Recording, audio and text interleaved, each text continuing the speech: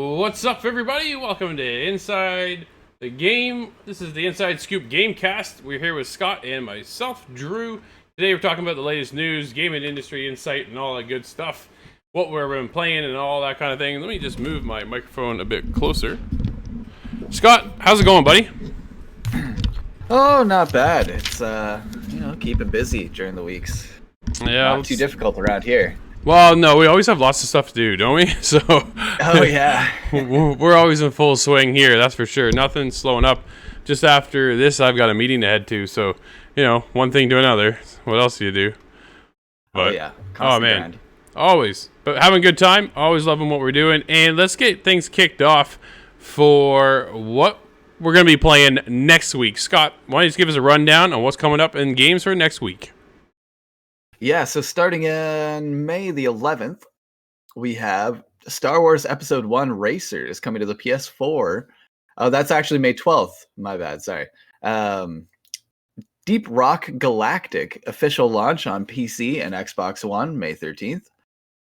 Best Friend Forever on PC and Switch, co-release on May 14th. TT Isle of Man, Ride on the Edge, is coming to Switch, May 14th. Signs of the Sojourner on PC, May 14th. Have you seen anything on that one? No, I remember Sojourner. That sticks out, but I can't recall. Well, so Corey and I reviewed Sojourn, right? Which is like a walking sim puzzle game. Oh, okay. We had a blast playing that. Well, it was a unique game. I liked it, I think, more than Corey did in the end. But either way. So that one, I don't know if that's kind of what was seeming so familiar, but I don't remember seeing anything on that game. Yeah, that must be where Sojourn came from then. Maybe. Then we have Ion Fury for PS4, Xbox One, and Switch. Hatsune Miku Project Diva Mega Mix for Switch, May 15th. That's funny. Hatsune Miku is a made-up personality. For anybody who doesn't know, she's a pop star that was created in a lab with video digital technology. How do you know that, Scott? That's what I want to know. How do you know? It's related to the anime I ingest. Sometimes. Then we have Tales from Off-Peak City Volume 1 on PC, May 15th. Those Who Remain, PC, PS4, Xbox One, May 15th. And Terraria, Journey's End Update coming to PC on May 16th. It's not Terraria, man. How old is that game? So it's getting an update, right? That's something I didn't really expect. It's been around forever now at this point. Everybody's been playing this one for so long that, you know what? The developers behind it still supporting the game and making it still alive. Wow. If you go to Twitch, like we're on right now, you'll see it there, right? That's still there being streamed today, so... No complaints, I think, from a lot of people. Yeah, it came out in 2011 was the initial release of this game. Yeah, wow. Terraria is huge. It is still huge. And speaking of huge, Animal Crossing New Horizon hits 13.4 million in sales, Scott. That is a milestone.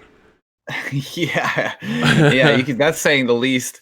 Everybody being on their, having more time to be on the couch, and that's not everybody, but that is a lot of gamers, and all those gamers are going to take the time and the opportunity to get into this game. I know it's been big in a lot of circles. So 13.4 million, that's a big number, but I'm sure it's still growing. Oh, it's not done by any means, right? It's still, I know people are still picking this game up, but Animal Crossing New Leaf took 6 years to reach 12.6 million in sales. So New Horizons surpassed that in 6 weeks, which is outstanding, man. 13.4 million units since launch.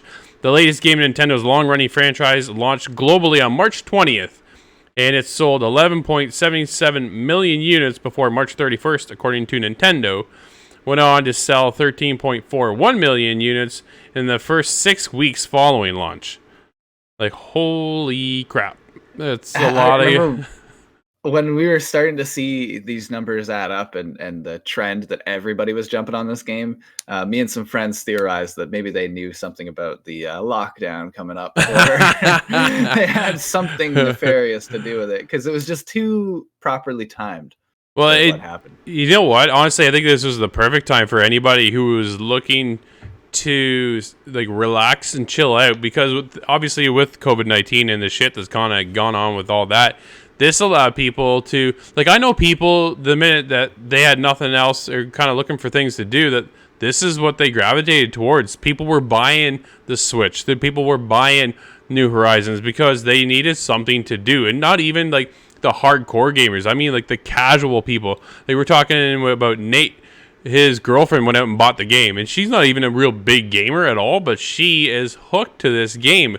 Corey, another one part of the crew, his girlfriend Amy, she's been playing the shit out of it as well. And Corey and I reviewed the game and had a great time, and it had a hook into me, but for me, I wasn't able to stick around because you reach a point where you're like, holy shit, man, I gotta grind the fuck out of this to get some of these milestones, right? And then I hooked up with a couple other people that have been doing it. One of our friends and PR guys, Matt from Ubisoft, actually jumped in and checked out his island. He was giving away stuff. Like, he was giving away all kinds of bells and stuff like that. It's just like, dude, like, how much have you been playing? And people are just addicted. One guy posted on Twitter, hey, which road do you like? I'm like, road? Oh my god, man. Like, there's the game just doesn't stop. And then they're bringing out more content, more updates, and more drops that the game, it just continues to go and grow. So the 13 million is just, I think, the beginning of where they're heading, because this is, like I said, like, man, 6 weeks in.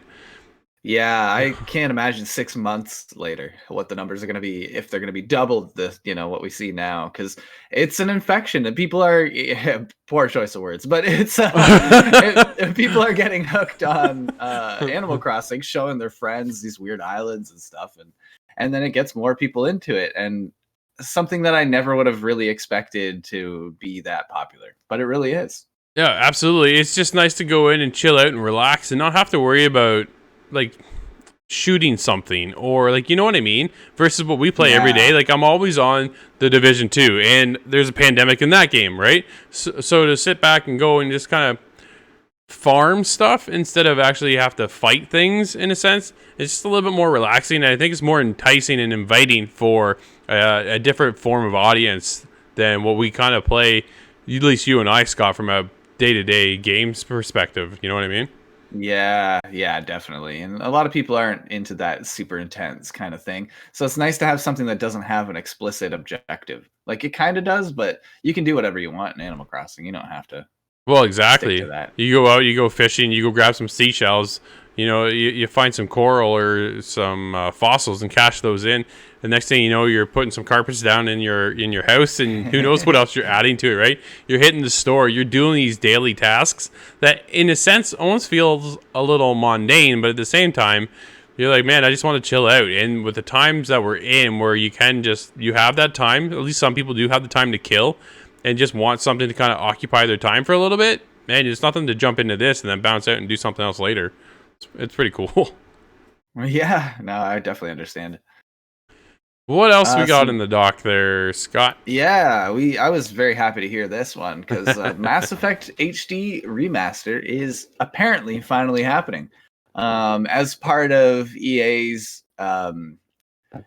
announcement in relation to their financial report for this year, they're stating that they want to put out 14 new titles. And some of those were highlighted, some of them were not. Some of them were just blanked out, kind of generic placeholder. Right. People have done some digging, and they figured out that this HD remake that was on the list is most likely Mass Effect Trilogy. We haven't seen a good Mass Effect in a long time. Andromeda, I feel, was pretty swept under the rug pretty quickly, so I don't think we'll see an Andromeda 2 or anything like that. I think the effort is being put into turning this HD, trilogy into a remaster that we'll be able to see this year.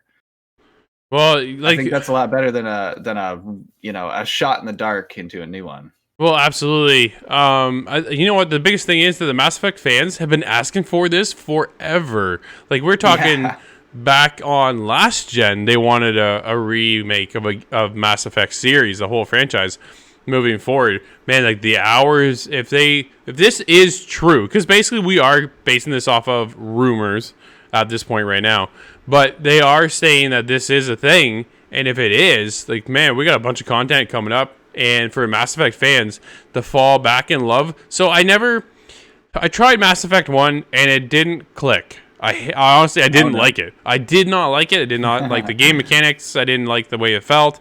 I didn't like the storytelling. I know how good the story is, but for me, jumping in, I couldn't do it. But then I picked up in 2, and then 2 really is where I fell in love with Mass Effect.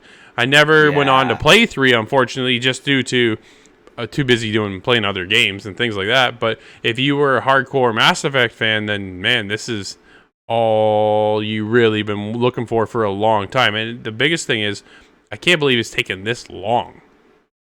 Yeah, it has. I was just thinking about that, funny enough.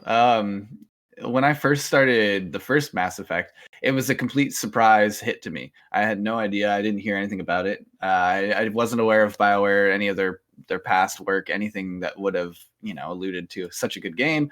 I just knew that I liked space and sci-fi. I think it was on sale for $25 or something like that. So I bought that and a pizza, went home, and I've never looked back since. It was such a good story, and it really wrapped me in. Obviously, the third one disappointed a lot of people just because it was such a time sink that you put all this effort into this universe that it was a shame to step away from it in the way that the third one ended. So I'm very happy that now we'll have an HD. Hopefully, we'll have an HD remaster of this game to get all those people into seeing where Mass Effect could have gone, because Andromeda is a bad first impression for a lot of people. Which is unfortunate. I know a lot of people didn't like Andromeda, and even to the fact that Mass Effect 3, the ending, which is one of the biggest controversial topics in the Mass Effect series, is the ending of Mass Effect 3 and how it all ties up. That a lot of people absolutely despise the ending, made a huge petition, and had BioWare actually rewrite the ending, which was, to me, mind-blowing. Yeah, the fact that they actually brought a company to rethink what they had done and really such an outpouring from fans, and at least they recognized that it was actually from fans.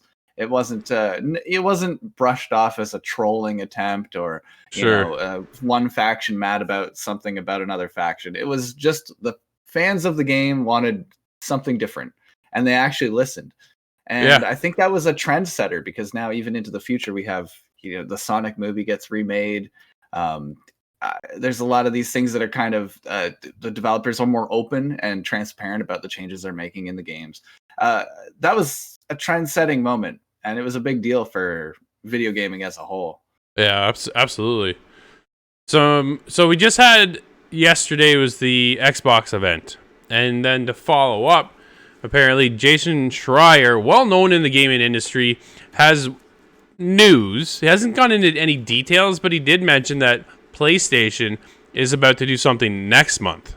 So I kind of wanted to talk, Scott, what do you think Sony is up to? Because we've seen, they did their GDC coverage, and it didn't really strike home with a lot of fans, a lot of disappointed fans, unfortunately, due to the way it was based off, because it was for GDC. So it's a lot of tech speak, a lot of industry inside stuff, where if you're an outside fan, like a lot of people are, and they just want to see what the next PlayStation is holding, no one really got that tidbit of information. You're seeing all tech and all just a lot of specs and things that, as a fan, you're honestly, you're just looking for the games themselves. So we didn't see that. But Jason Schreier says Sony's on point still to host something next month, mid-June is kind of where they're looking. So what do you think we're going to finally see for the PlayStation 5? They're very reactionary, Sony is. Now that we've seen Xbox come out with theirs, now is the right time for Sony to come out with a measured counter response. It's the way they're always operating. This comes on the news of Tokyo Game Show being canceled as well, which is generally a big platform for Sony to show off a lot of their... I believe they show off first parties there, but if not that, at least third-party titles, just like Xbox has. I think there's a combination of that. EA has also mentioned that some of their games are available to upgrade. I haven't heard for free to PS5 Like from a the cross PS4 buy. version. But yeah, they are on the verge of announcing a similar thing. At least EA was kind of alluding to that. So I think we'll see the counterpunch. This will be the Sony counterpunch where they come out. Here's our first party titles. Right. And here's gameplay. You know, I think they'll tailor it to the complaints of this past presentation. But I think we'll see them mention something about the new gen and how it's cross-buy. I think they have that to would have be my prediction. some kind of countermeasure to that, right? I think they're going to push the PlayStation Now, honestly, because you're getting a streaming platform out of Microsoft. You got Stadia on the rise-ish, kind of give or take. You know, we still have yet to see, I think, Stadia grow to where they had promised at launch versus where they are right now. But Xbox Project xCloud is doing well, and they're in a beta form. So Sony has to have some kind of countermeasure to that. PlayStation Now being more similar to Xbox Game Pass, I think we're going to see something iterated on that and allow you to stream, I think, through the PlayStation Now setup, which I think would be a smart move on Sony's part. They do have to have something to show, obviously. We'll be getting into topic of the show this week is going to be the recap of the Xbox event and our thoughts and outcome on that. But after seeing that, I think Sony's I think they're in a good position next month. And then to follow will be Xbox again coming back in July with first party titles. And I don't think we're going to see the same mistake from PlayStation where it's just all third party and that's it, right? Like when people wanted it, well, I don't want to get into it right now, but people want to see what Sony is up to, right? Because we see everything that's on the rise for PlayStation 4 right now, but we don't know what's hidden beneath the PlayStation platform when it comes to the PlayStation 5. And why are we going to need the console? That's the biggest thing. Why do I want to spend, what do they get, $500, we figure? We're guessing, honestly, probably $500 on the PlayStation 5 is my guess. I think if they go 600, we're gonna have a problem. I don't think we'll see a price next month. I think we're gonna see a teaser. We're gonna see some kind of console, probably a console reveal. Finally, Yeah, you think of a visual at least? I think so, Something right? to see. We all know Yeah. what the fridge of the Xbox looks like, so we're gonna move forward and probably see PlayStation showcase, whether it's the PlayStation V looking console that we've all seen specs of, but we've seen the DualSense controller, so that kind of gives you an indication of where Sony's looking to take the console. Now, whether or not that's all important, it is to some. Most of us really don't care because my consoles sit underneath my TV stand and I really don't give a shit where they are. You know what I mean? Like, it doesn't matter. As long as I can turn them on and play my games, I don't really care where they are. So, but to see that, it is a nice kind of, oh, cool, that's what we're in for. That's what we're going to be getting into. But I want to see more specs. I don't know if they've actually stated whether or not how big the hard drive is. I think everybody's coming in at 1 terabyte, which to me is a little light. Which seems low, yeah. It is nowadays, right? Unless they really do go for everything being cloud-based, which is an interesting idea for a console. And probably a way of keeping the price down. So maybe they're wrestling with that still. Do you think they're going to have two SKUs? Like Microsoft is talking about two SKUs, one being a streaming console and the other one being the Xbox Series X, the be-all, end-all of their generation for the next step moving forward. Do you see Sony, you think, moving forward, doing something similar and going, you know what, the streaming thing is becoming such a predominant form of gaming now that why not have two SKUs? One, to allow people to buy in at a lower SKU or a lower price value, but still get the same impact of PlayStation as they can, or do they just go, you know what, we don't want to split the fan base, let's just go out with one SKU only? Well, I think they will do kind of a tiered thing. My question is just if they'll do it before or after the release of their main console. Just like this generation and how it had a half step. I foresee that happening in the future, but I don't think it'll be until many, many years down the road. But this is just maybe one way of alleviating that, is put out a console. And then if you're able to put out a streaming console only as things pick up in that category, PlayStation just has gone with preloaded, I guess cloud loaded would be the way of saying it, demos. Yeah. And for all of their games on the marketplace, you can try it out immediately, and your save carries over if you happen to purchase a game, that kind of thing. So I think it's part of this digitalization of the marketplace. Sony will definitely have a streaming console, I believe, but I just don't know if it'll be announced first. I think it's more of a down the road thing for them. Right, kind of like the iteration of the PS4 to the PS4 Pro, in a sense, right? Sure. Yeah, I can see that. I don't leveraging it in that kind of a way. Absolutely. You're seeing the PlayStation 4 brand selling somewhere around the 100 million unit mark now at this point. They're over 100 million units out there in the market. So I can't see them wanting to split that up. They want everybody to buy the new shiny PlayStation, and to be able to focus on one probably might be the better stance for them, because they're already well known out there for everybody. And if you confuse that message, and I think that's what I think Xbox is going to run into, because when you have little Johnny's mom and dad going in the store who aren't gamers and then buys one Xbox over the other, and Johnny gets it home and he's all pumped and goes, man, I didn't want this one, I wanted that one. You know what I mean? So it depends. I think there could be a little bit of confusion going in there with Xbox. They're going to have to be, obviously they're a lot smarter than what we are when it comes to this crap, but they're still going to have to know how they can pivot and advertise and market themselves correctly to say, hey, look at, we have two SKUs, and one being the streaming box and the other one being the all-in-one be-all console. And I don't think Sony's going to want to do that. I think Sony's going to want to stick with one console, have that launch, and explode from there. But then when we see games coming for it, that's what we need to see now, hopefully next month, is what are we in for? Because we're seeing The Last of Us drop next month. The Last of Us Part 2 is out next month, which is fantastic, right? It's huge, absolutely huge.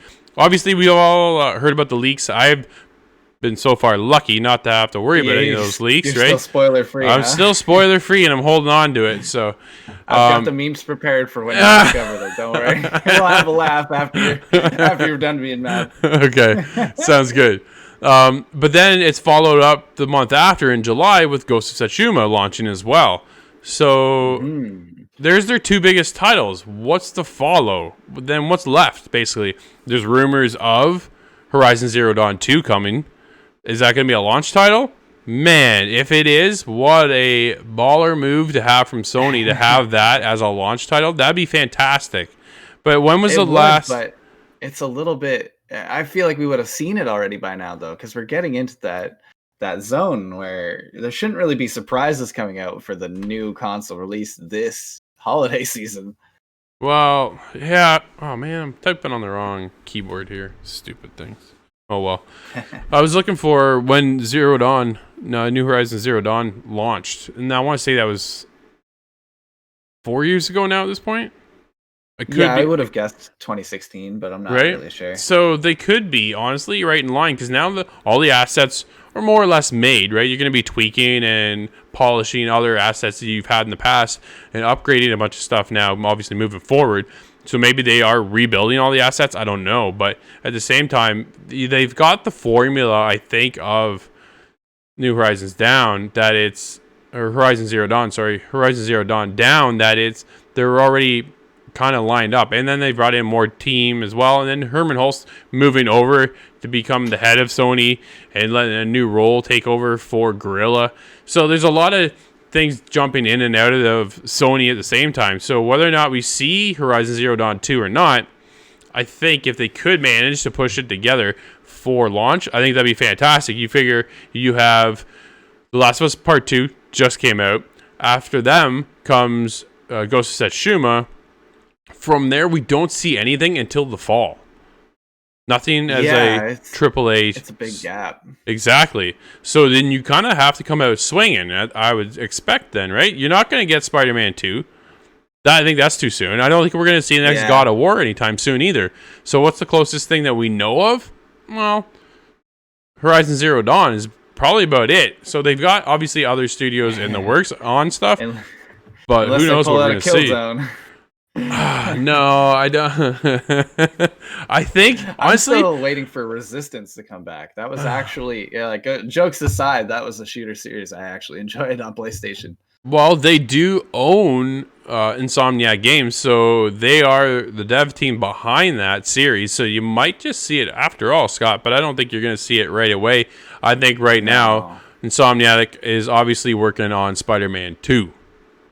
But it would be an amazing Ah. launch for that console to follow up the launch of the first, the Can you first imagine? Resistance. That would be, in another timeline, that would be a solid launch. But I have Yeah. many questions though for what's coming on PlayStation side. I just know everything's going to be counterattack. Everything, they're very reactionary, so I think I'm no doubt they have something they're sitting on. Oh yeah, for But sure. the hype, they're just leveraging that hype until next month. Well, and Sony rides that, right? You often see Microsoft announce something with the next day followed by Sony. Yeah, Sony just has to go. Hey! They go right, we go left. Exactly, right? So they're always there to react just after whatever Xbox has to say. And it's a rivalry, obviously, back and forth. But at the same time, definitely curious to see what they have up their sleeves. The controller, I think, says a lot about where they're moving forward with the console itself. I think it's cool. I like the colors scheme is different, which I didn't expect. This two-tone thing, so we might see that. I honestly, I would expect to see that in the console. But at the end of the day, like I said, I don't really give a shit what the console looks like. I just want to play cool games, and whether they're on Xbox, PlayStation, Nintendo, it doesn't really matter to me. I just wherever that cool game is where I want to be. But you can always guarantee that Sony has something up their sleeve, and I'm looking forward to that. But why don't we get into some Destiny 2 loot changes there, Scott?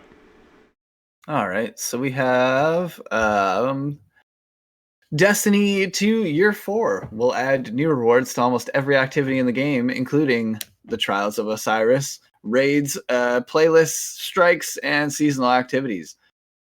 Director Luke Smith outlined some improvements and additions coming in Year 4 in the latest blog post that they have done. He says, in today's Destiny 2, the balance of the game's rewards is not where we want it to be. That's a little late for someone like me, but Smith says, to be blunt, there isn't enough pursuit out in the world. We're gonna fix it. So they're listening to, I guess, the loot drop mechanics and the new guns and the new equipment that gets added as all of their DLC continues. Right. They've always done a good job of adding to Destiny in the form of big seasonal DLCs. They usually add a raid or similar type activities, and they always come with more power, more light level, and a new gun that's the top. So each season will deliver an aspirational suit of armor, which comes from activities, not the season pass or anything else. So that way you have to work for that set of armor in the new update that they put out. When's the last time you picked up Destiny 2? Actually, it was to test on the Stadia. So I have not played since I jumped into Stadia for a couple hours. Probably a good hour and a half where I was just running around shooting stuff and playing the game as I remember. But I've been so removed from Destiny that I don't know what's brand new versus just kind of new. Yeah, so for me to jump into it, it's a little bit too out of my depth. But honestly, I think at this stage, I think you're either in Destiny playing it right now or you're not.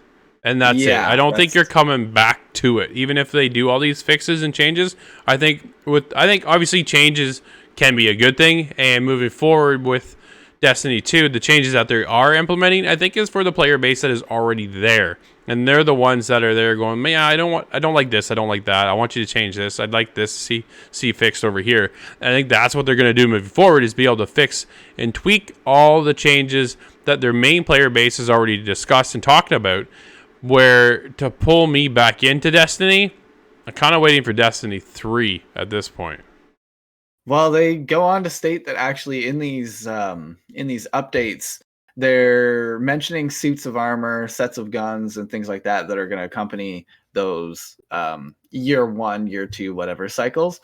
They have planned all the way up to year 6 for Destiny 2. So So we're the not getting Destiny 3 might not be anytime coming soon. along soon. No, and it is, they're building it in such a way that it acts like an MMO for a lot of the players that are into it. So with a new year of content, you do usually see that spike of people return, Sure. but they're not being held. And I think that's kind of what it is. They want to extend that to make it more of a challenge overall, instead of just, this is the monthly challenge, so to speak.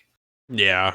No, man, I don't know if I'll get back into it, to be honest. I found Destiny to be a fascinating franchise to follow.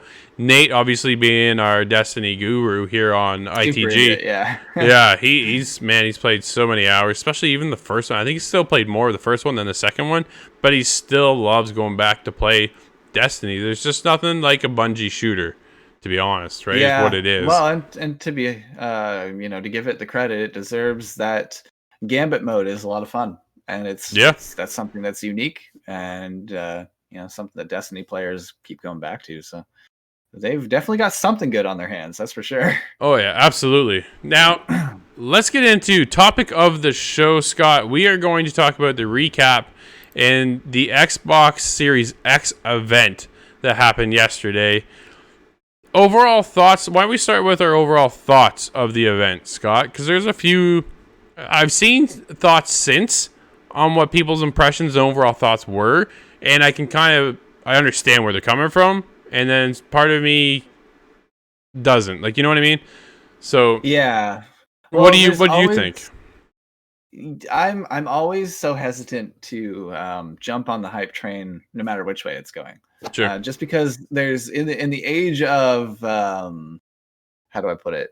In the age of offense, everybody's mad about something. Like they always want to complain about, like they take it personal when their video game company doesn't do exactly what they thought the video game company was going to do. Yeah. In this case, we were kind of all surprised that it was just a third party mention. I think that's what the biggest part and biggest complaint about it was that the fact that it's all third party. There was no first party experience in this whatsoever.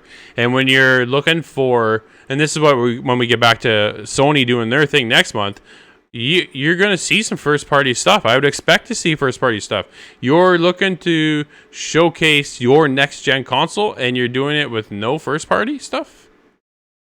It's a little disconcerting. Now, I feel like people take a negative reaction out of this because they look at all the things that are not in the announcement and kind of focus on what's not there. But for me, kind of what I was mentioning is just that I don't get into that hype because I just want to be organically excited about whatever they're going to show me instead of wondering about what's going on in the background. I want to see what they're confident enough to bring up right now. That matters more to me than any kind of teaser trailer in a game that's 2 years off or something like that ever could. Right.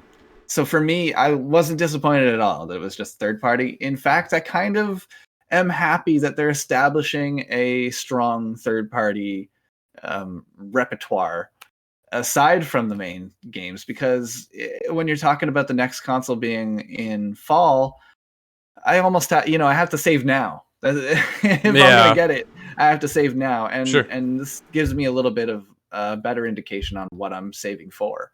Well, Aaron Greenberg, I know there's a Halo. I know that. Of course we do. And I know I'll be disappointed at certain aspects when they show me that. So I'm kind of almost glad they didn't show everything all at once. Well, they're obviously going to hold some cards close to their chest, but Aaron Greenberg took to Twitter after the event yesterday and said, had we not said anything and just shown May inside Xbox show like we did last month, I suspect reactions might have been different. Clearly, we set some wrong expectations, and that's on us. We appreciate all the feedback and can assure you we will take it all in and learn as a team. So obviously, they're getting a lot of criticism right now and a lot of feedback. The people weren't all that impressed. Like you and I think walked away going, man, that was pretty cool, honestly. Like I know it was all third party, and I think that was the biggest disappointment. But the third party titles, the biggest problem we had in the past was that Xbox didn't have third party support. So when they covered this event and they showcased this event yesterday, all they did was show third party. So it's a weird thing to see you go from one extreme to the other and not a fine balance in between. I think that's the problem, is that there was no balance of here's what's coming. Like I thought we would have seen. Now obviously they did show Grounded last month in the Inside Xbox, but I thought we would have seen more on that in that team to showcase off things. But I thought we would have seen some snippets of first party stuff, because again, you're looking to showcase your Xbox Series X, the next gen console, and why everybody needs to. So if you're going to showcase all third party stuff, chances are a lot of this third party stuff is going to also be on the next PlayStation. Yeah, there has been quite a bit of discussion on that online. Some of them are exclusives. In the case of Scorn, that's a PC Microsoft exclusive. That's supposedly not going to be coming to PlayStation. So there are a few, and some are exclusive timed release kind of thing. But that is a valid criticism, I think, is that Sony could have released almost this exact same presentation. Yeah, absolutely. So yesterday we saw 1, 2, 3, 4, 5, 6, 7, 8, 9, 10, 11, 12, 13 games is what we saw yesterday. So we have Playism come with Bright Memory Infinite. That was made by one guy. And man, that, like, I thought that was really impressive to start with, and the fact that it was made by one person, holy shit. This thing looks awesome. Very impressive. So we were really impressed by that. It was followed up by then getting into Codemasters Dirt 5, which is, so we're going to see, obviously, the next Forza Motorsport game. That's kind of a given, right? I would expect to see that next month.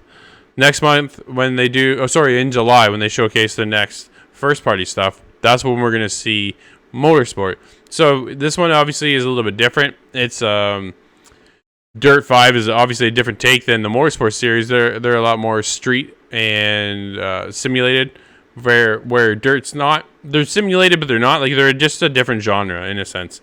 And then you talked about Scorn as well, which and the other takeaway from this is a lot of it was all cinematic stuff. That was the other big problem. That was their other big controversy that, and I think that's maybe what Aaron Greenberg was more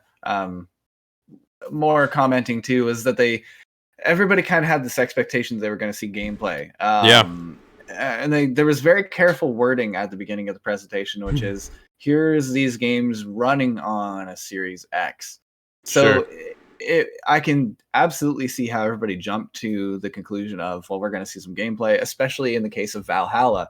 Everybody was waiting for gameplay, but what they really meant to say was a different message, which is that here is the game running natively on a Series X.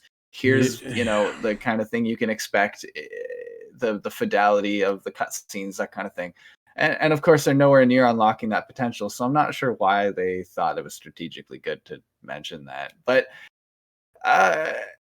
it's a little too early on some of these projects to see gameplay. Sure. So I understand the anger. But then maybe they shouldn't have done this. That's the other side of it, right? If you're not ready to show off the console, then why even bring it up? Why not just leave it and just move on, not even worry about it? That's the other part of it. I mean, they kind of did, but again, it was just very selective wording where they didn't do a good job of explaining. Exactly. We saw just gameplay, like the cinematics are being run through the Series X. This is not a demo of sorts. Like, it's, I guess they are, because they're showing them off at a demo sort of event, but still, it's more of a, we figured out the technical end of it, don't worry, kind of reassurance. Which is great and all, but we want to see, so we've talked about this on the show before, is would you rather see a cinematic trailer or a gameplay trailer? And 9 times out of 10, dude, show me the gameplay trailer. I don't want to see a cinematic. I know I'm going to get that experience in the game. I want to see how the game plays, how the thing runs as I'm supposed to be playing this thing, right? And that's what we want to see, and all we really saw was a whole lot of cinematic shit. And that was the biggest problem coming out of it. And we saw everything, and a lot of it looked good. Like we just watched here on stream right now was Chorus Rise as One, which was one of the only games I actually saw a date on, was 2021. So we're not even going to get this game this year. And that was the other side of it too, is how many games are we going to see further down the line that we aren't even going to see at launch. And then as this comes up right now, we're getting into Madden 21. And this raises up a different issue now, because Xbox is pushing the smart delivery system, which essentially lets you buy on Xbox One, and then from there, the smart delivery knows that you have that game when you buy the Xbox Series X, to then automatically own the game on the new gen console. And this is honestly, this is just an EA ass freaking thing if I've ever seen it.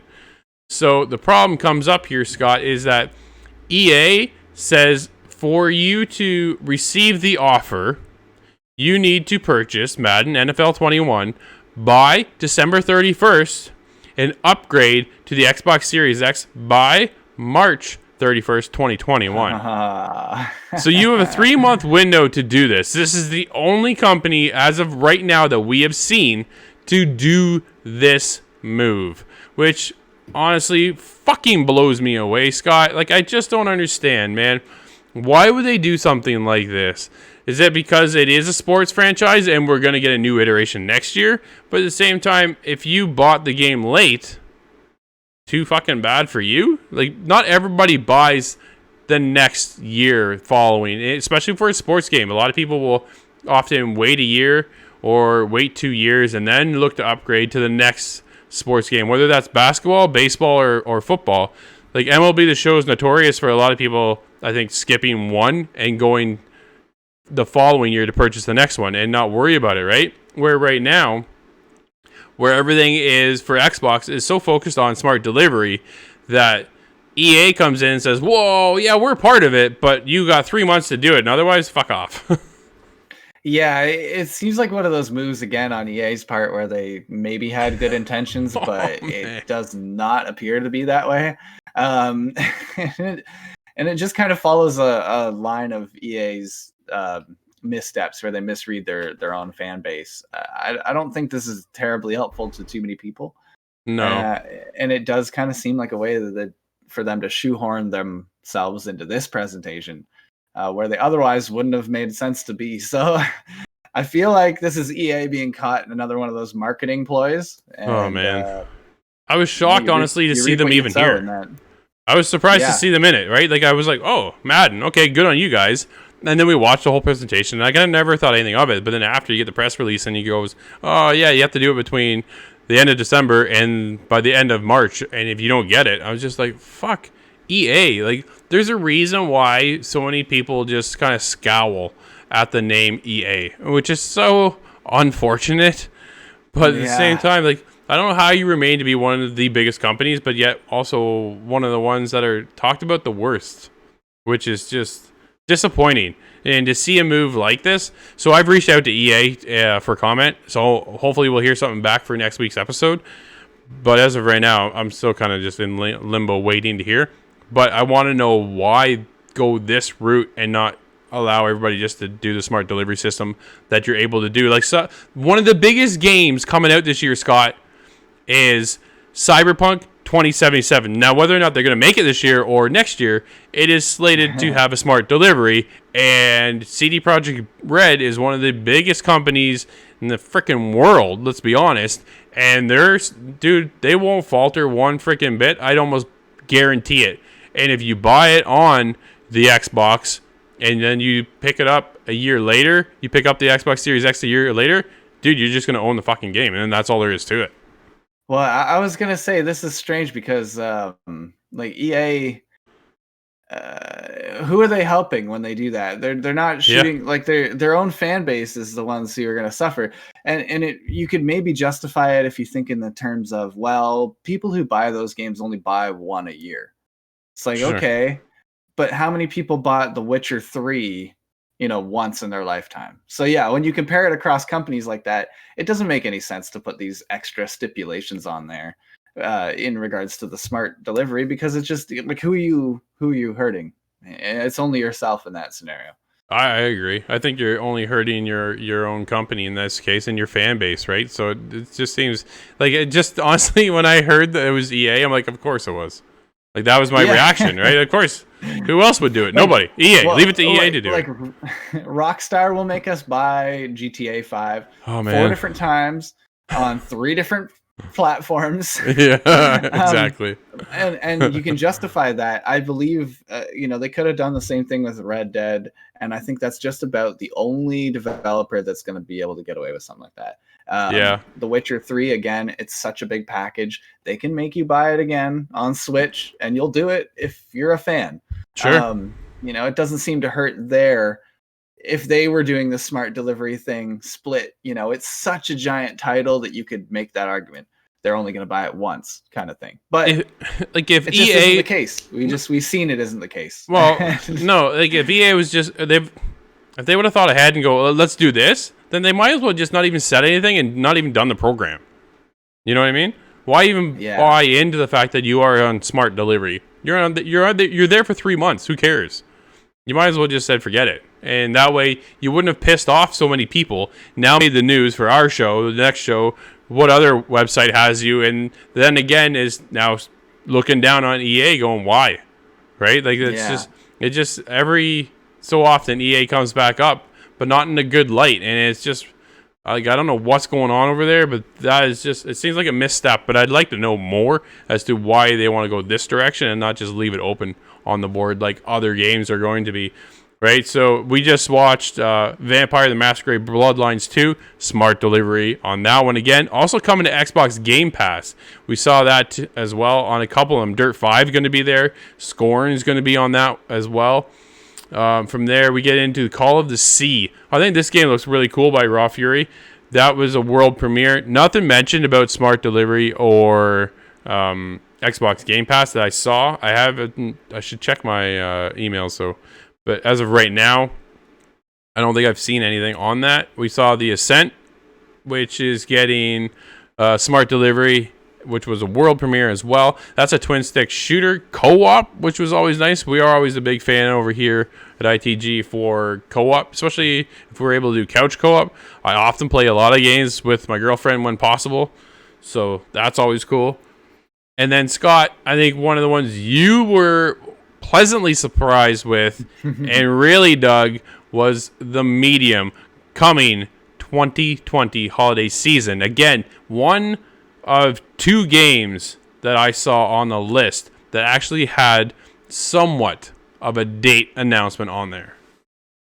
Yeah, no, it was one of few. But this one's a big deal for me. I was curious watching the trailer, but then when I realized who's developed the game, the Bloober team has made Blair Witch, and there's all the games that I've gone down this kind of genre for. It seems to be that these guys are the ones that are making all the good ones. So The Medium, the developers, the game director, I'm forgetting his name now. He was, very open. They sat down, they had a conversation. The interview lasted Jack or something like that. I think it was.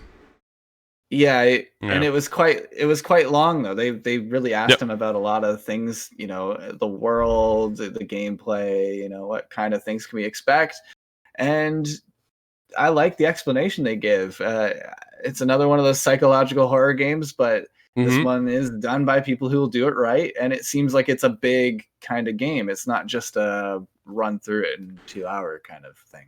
And it's coming to Xbox Game Pass as well, just like they did with the Blair Witch Project, right? That came to Xbox Game Pass. Yeah, just like Blair Witch. And I saw, you look on Twitch and you look on these other kind of tertiary streaming services, a lot of people played Blair Witch. That was a big one. That was a big one. No, absolutely. From there, we got into Scarlet Nexus. That was a unique title from Bandai Namco. Not really my style, more of your style, Scott. Oh, we're cutting in and out. I didn't hear that one. Scarlet Nexus, Scott. We're talking about Scarlet Nexus there. Something more up your style. You mentioned it was looking like Bayonetta. Oh yes, that's the anime infused one. It was very it looked like an anime. Now I can't remember the name of that other game I wanted to bring up that's on Nintendo. Um, it's very action packed combo, beat 'em up in appearance, Yep. and then it's got this anime over art style to it, and I like the looks of that one. I was surprised. So I didn't. That's what I say when I'm excited that these are third party games, is because I already know about Halo. I already know about what's That's fair. it's gonna look like this kind of thing. And these are the games that actually get me excited for the next gen. Well, you want to know about stuff you already don't know, right? That's the biggest thing. You kind of, we've already seen teases of what Rare's working on with their, I can't remember what the hell the game was called, though, dude. We had the same issue yesterday. Should have looked it up. But as you mentioned, though, you already know what's in store for some of them. But a lot of these, they're all world premieres. That's the biggest thing, right? World premiere. And we never did get the voiceover, unfortunately, because I kind of like that. Oh, yeah. Voiceover, world premiere. But I forgot about that one from the last shows. Yeah. yeah, we never saw it. But either way, that's all it was. Everything we saw in the reveal yesterday was all new to us, which I thought was exciting because we don't know. But a lot of people are going, where's the AAA stuff? And we're about to get to that AAA. I'm going to call it a disappointment, Scott, to be honest, in a second. But from after SCARLET NEXUS, which again was smart delivery, world premiere, we followed up with Second Extinction. We thought for a second it was almost like a Turok game. Yeah, it looked kind of very Turok-ish, but it seems to be more of a Last Stand co-op experience. I've since seen something about it being a 3-player co-op, which is interesting. Is that what? Okay. We're starting to see that now, I think, more. I don't know if it's just more that we've noticed 3-person co-op since Apex instead of a 2-person or a 4-person. But right? It was in Gears as well. Gears 5 being the biggest title with 3-player. It was, wondering why 3. Why 3 and not 4 instead? Sure. But Second Extinction looked awesome. It was world premiere. Again, smart delivery. So we're starting to see a lot of that push for smart delivery, which, I fucking love this idea of I finally get to buy the game once and then carry it with me to the next console when I upgrade. Where if you're like a Nintendo fan, how many times you bought Mario Brothers, man? Like, honestly, how many times do you pay for the freaking game? And I would be mad. Like, this solves a couple problems. One is if these games come out early enough, you would maybe expect to see them on sale or at a lower rate by several months later, 6 months later, or whatever. Until it comes time to buy the new console, and then you'll find the new console's versions to be full price, even though the game on another console has been reduced. I found this issue when I was going from 360 to Xbox One. Some of the new games were full price, even though they're already on sale or halved in price on Xbox 360. I feel like it'll just eliminate that. So now, instead of being incentivized to wait to buy the game several months after the launch of the new version, now I'll just grab it in a normal, organic way I normally would. I get it on my time, but at the same time, there's no rush, but at the same time, I can experience the games that I really want to ahead of time and not have to worry about buying it twice. That's such a nice breath of relief. Well, you talk about buying and you pay one price on one console and another price on another console. You see that often between, like when you buy a game on Xbox, it's typically the same price unless they're doing a sale over on PlayStation, right? They're typically the same price. But what we've found right now is the one I see the biggest problem with, honestly, is Stadia being way overpriced for a lot of their games on their store, where you can get it cheaper if you don't already own the game on the Xbox or the PlayStation, or even PC for that matter. So that's the biggest problem we see there. But followed, it's one thing when you're going from console to Stadia, that's one thing, but this is, at least they're not cannibalizing off of their own console. Exactly. So Second Extinction looked freaking dope. We were excited for that. It was followed by Yakuza Like a Dragon. Again, smart delivery. But what does smart get on Xbox? Because typically Yakuza doesn't come to Xbox. It is a PlayStation title only. Yeah, that's an interesting one too, because I believe, now I don't know if these rumors have been completely substantiated yet, but it's supposed to be coming to PC release as well, this Yakuza. Nice. So they're kind of breaking down some of those walls, and we're getting some traditional PlayStation content, but I always welcome them at Team Xbox. Yeah. And then I think what a lot of us were waiting for, Assassin's Creed Valhalla gameplay revealed is what we were told, okay? Yeah. Gameplay reveal. And this is, man, like I woke up yesterday, I'm like, fuck yeah, we're doing the Xbox event. We're going to see Assassin's Creed Valhalla gameplay revealed. Finally, I get to see what we're doing. Like, we saw the reveal trailer, right? So you expect a cinematic. It's what Ubisoft does every time they launch a new Assassin's Creed. You get the, look how pretty this is. It's all cinematic. Look how cool it is. And damn, it looks freaking awesome. But then, like, what does it actually look like, and how does it run, and how do I present myself when I'm playing the game? How do the control mechanics feel, and how is that supposed to play out? So we're told you're gonna get an Xbox Series X reveal gameplay trailer of Assassin's Creed Valhalla. And let me preface this with Ashraf Ismail, who is one of the producers on the game. He's the one in charge of it, right? More or less. And he says, "Hi all, and I put this on Twitter. You rightfully expected to see more today. We have a long marketing campaign ahead of us. You will see in-depth gameplay and a lot more info about the game. Thank you for your excitement and passion. Be patient with us and be kind. It will be worth it." Well, then don't tell us we're going to see gameplay reveal, and then just show another cinematic trailer. That's the problem. When you say gameplay, you're supposed to show gameplay, not another cinematic. Yeah. And that's honestly. Yeah, well, I remember it's funny. I brought up Killzone somehow every podcast. But that was the issue they ran into, was they marketed something as gameplay when it wasn't. Now that was clearly deceptive. I don't believe that this company, these characters were trying to be deceptive in this press release. Sure. I think it truly was a bad choice of language, but they're getting hammered just in the same way. You can't do that to people, especially your fans that are excited and waiting this entire playthrough with that in the back of their mind. We wanted to see more Valhalla, and I have more intricate curiosities on are we going to see the leveling system? I've heard that's not a thing, but what's the visuals going to look like? Is there customization? Are they going to allude to that at all? Things that maybe would have been shown. What kind of weapons can you use? Anything in gameplay would have been amazing, but that's not what we were shown at all. So I think you reap what you sow. You can't fault anyone for getting upset about not seeing it, as long as they're being respectful. Yeah, you don't have to be an asshole about it. Like, we're not impressed either, to be honest. Like, we're watching the trailer right now on stream, and this is the gameplay reveal, and I put air quotes up because honestly, there is no gameplay here. It's just another cinematic trailer, and that's the biggest disappointment, because we were told, and that's when he's like, you'll see more in-depth gameplay later. Well, but you said we're going to see gameplay today, so like you can only expect to get this kind of feat. Yeah, like, you told us we were in for gameplay reveal today.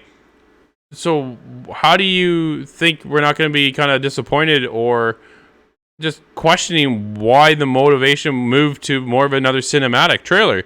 Sure, you're showing us raids and you can ram down doors, and they show you a cinematic kill in the game, but is that how it's actually going to play out when you actually play the game? Like, gameplay means you're going to show us how the game is being played, not from the cinematic feel of it all, right? Where that's all this was another cinematic trailer, which was beyond frustrating from Assassin's Creed point of view for a fan like myself. I was looking for way more than that, than what we got.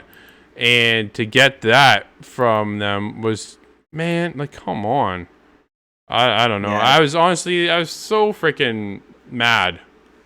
No, not mad that I'm like, you guys are fucking assholes or anything, but it was just more mad that when you say gameplay, then show me the gameplay. That's what I was expecting, and millions of fans were expecting it as well, and you kind of left us all hanging.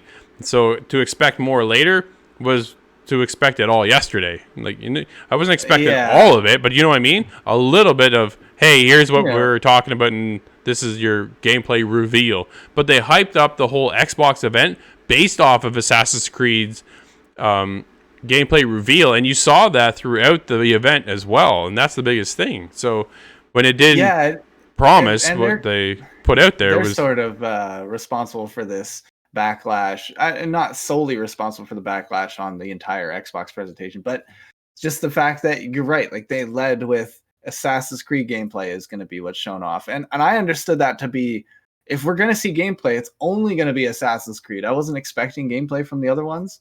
No. Although I understand how people got that misconception. So sure. Yeah, it doubles down on the bad communication. Yeah, it is unfortunate. Overall, I got mixed feelings on the event. I thought a lot of the third-party stuff looked awesome. I think the overall event kind of ended on a sour note with the fact that we didn't see the gameplay of Assassin's Creed, and then it ended up with developer interviews, which was kind of, you know what I mean? So that left you kind of a slower pace. Yeah, it kind of broke the hype. Absolutely. In a kind of a negative way. Did you see Geoff Keighley's Twitter post? He asked a poll. He put up a poll asking, viewers to rate the presentation A, B, C, or D, or below. Right. Last I saw, I think it had about a 60% rating at D or below. A lot of people were really disappointed with this first presentation. Yeah. Myself, though, I would have given this a B. I had no expectations going in. I neglect the hype trains as they pass me. Sure. So for me, in a more raw way of taking this information in, I was excited. Not super jazzed, I'm not. It wasn't like seeing Doom Eternal for the first time or anything, but it was. Yeah. I wasn't that disappointed. Oh, that's fair. I think I'm in around a C+ to a B-, give or take, right? Just because of certain promises and expectations that were explained that the event was going to hold that we just never saw. So that was a little disappointing. But Scott, we're past the hour mark there, my friend. So why don't we wrap it up with what we've always been doing? And what are you playing right now? Oh, okay. I've been playing lots of Predator. lots of Predator. A little bit of Warzone, but Predator's kind of the more round-based fun for me right now. Are you playing as the Predator or the soldiers? No, I have not tried Predator yet. I've been having just a good time running away and shooting at them. So I'm saving that little bit of my gameplay for when it gets boring. But other than that, I've been playing some Star Wars. Nice. It was Star Wars Day on May the 4th, so I went and took advantage of the Steam sale and got several games. I think 7 or 8 of them. Nice. And I've been trying most of them out now, so there's no shortage of Star Wars fun. Other than that, though, just games for review. A lot of End Zone, surprisingly. Dude, that game is addictive. I like that game a lot. Yeah, it's really cool. Check out our review coming out soon. Yep, absolutely. End Zone was a pleasant surprise. I'm going to say that. We'll go with that. I've been playing... What have I been playing? PUBG Mobile. Just had an update. They updated Miramar, the desert map. And they've added new locations, a racetrack to it, believe it or not. And this whole desert storm you can see coming on the one side of the map. And you see a brightness to the level that wasn't there before either. Like the shadows are a lot more defined now when I'm playing. It's really cool, actually. I liked it. Thought that was good. That's cool. They get more of a genuine desert look. Yeah, it looks really cool. Really impressed for Miramar update. I wasn't sure what to expect, right? It was either going to be hit or miss, and honestly, I think they kind of hit that one. It was good. We jumped into Crystal and I every now and then would pick up One Finger Death Punch 2, and it's just, dude, it's just a fun.